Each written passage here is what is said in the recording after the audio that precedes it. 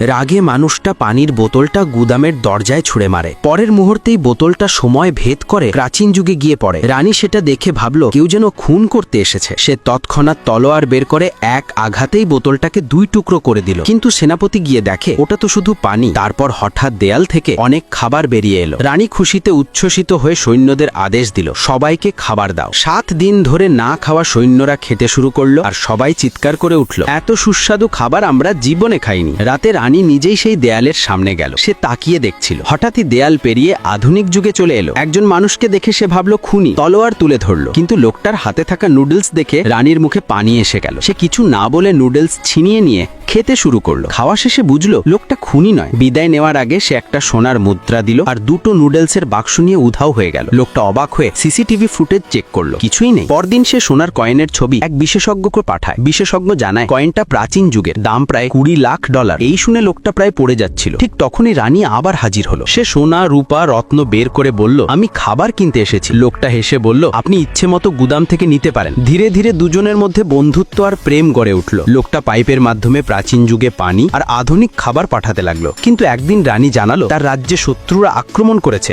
লোকটা তাকে এক গোপন অস্ত্র দিল। পরদিন শত্রুরা এসে রানীকে আত্মসমর্পণের নির্দেশ দিল। রানী অস্ত্রটি তাক করে ছুড়ে দিল। প্রথমে সবাই হাসলো, ভাবলো দূরত্ব অনেক বেশি, আঘাত লাগবে না। কিন্তু পরের মুহূর্তেই অস্ত্রটি সোজা শত্রুর দিকে ছুটে গেল। একজন পড়ে যেতেই বাকিরা ভয় পেয়ে পালিয়ে গেল।